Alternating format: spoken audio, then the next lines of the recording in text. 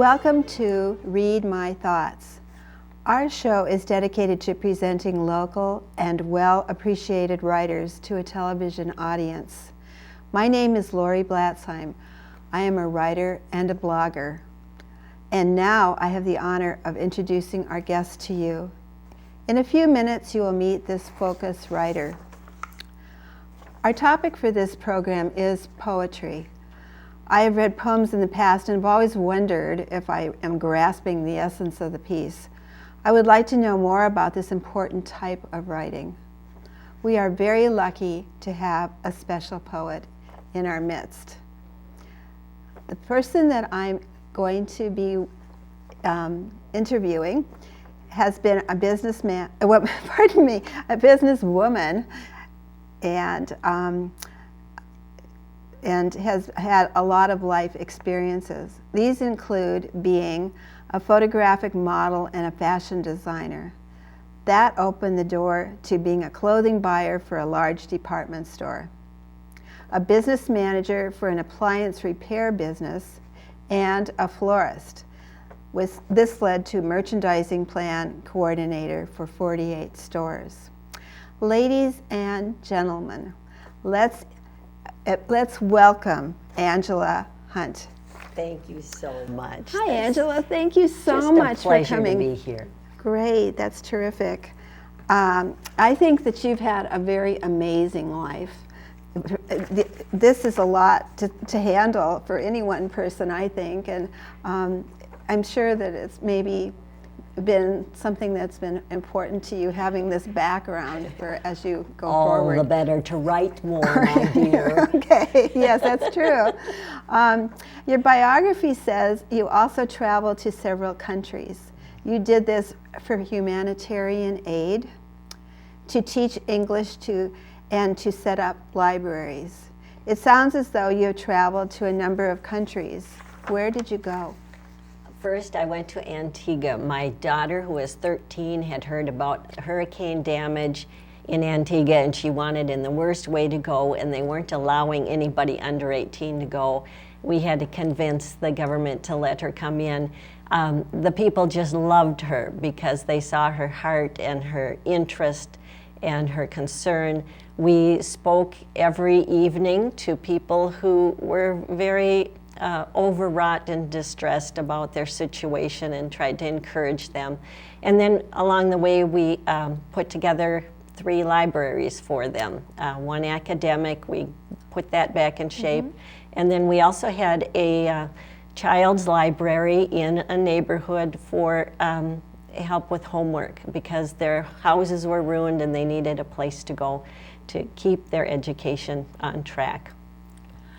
After that, I went to Honduras, 8 hours by dugout in a canoe through the rainforest, and had an opportunity to set up an English program there, and that was lots of fun.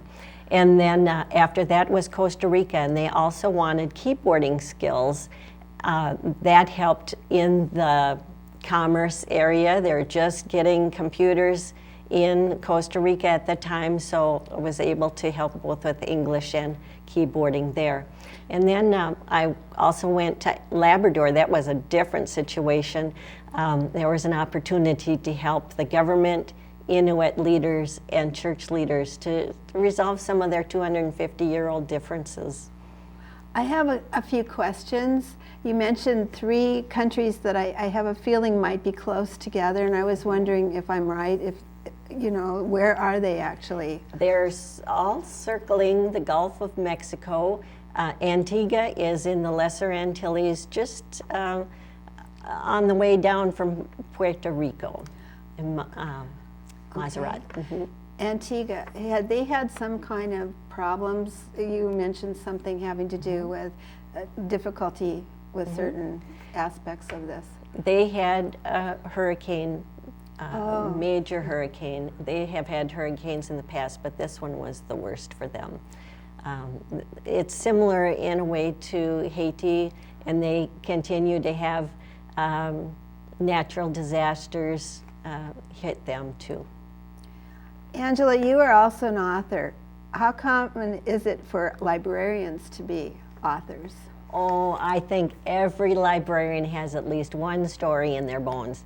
But it's hard to get that out because we are so involved with programming and trying to help other authors succeed, having authors come into the library.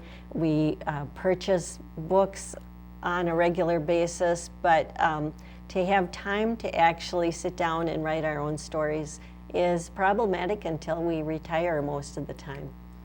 And there's other things that are going on in libraries at this time, you know, with the Nooks and the Kindles and all this learning how to find information in alternative ways. Are you involved in that? Yes, we have developed help desks and also programming to help people with their devices.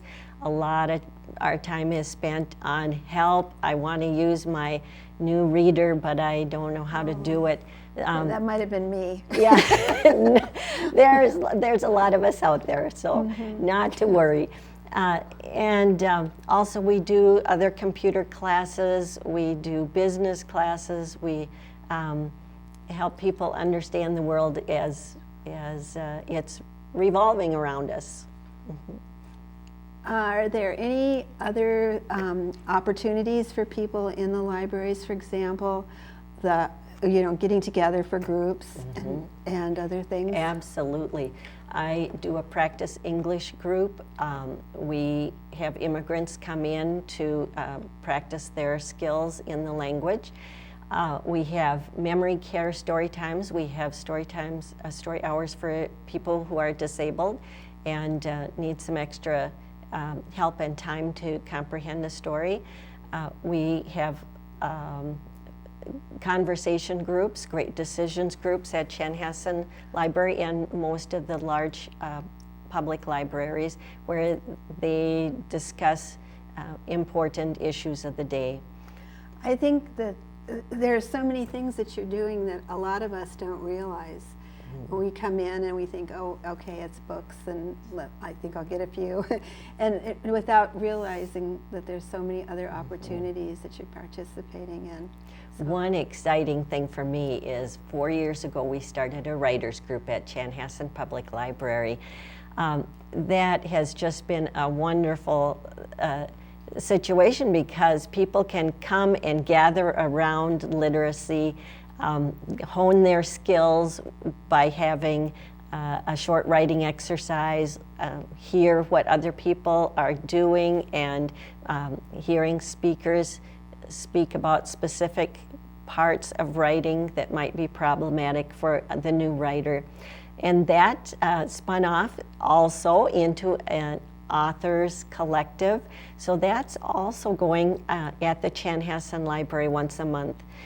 We have had many opportunities for people to read their work in coffee houses and other venues.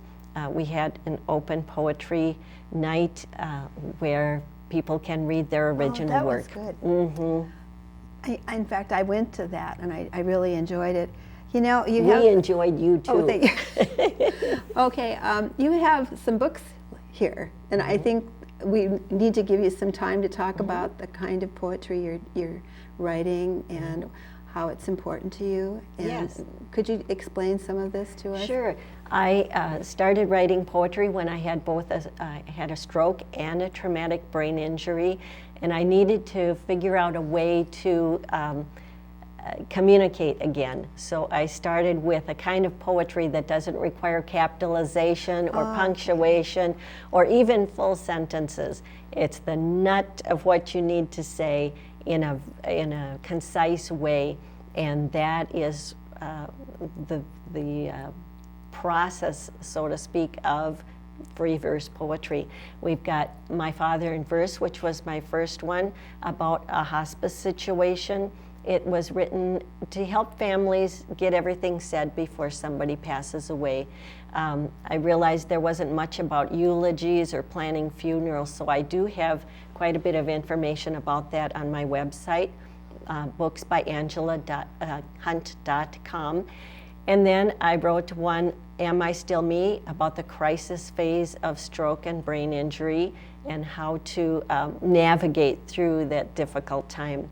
The third one was Way Out on a Limb, about a family crisis. Every book that I write has a section in the back, question and answer for discussion purposes on how can I make this meaningful for my situation. And then the final one there that is in print right now is I Am Still Me, about the maintenance phase of stroke and brain injury, so that families can understand what's going on inside the brain of an injured person and how can I help get them back.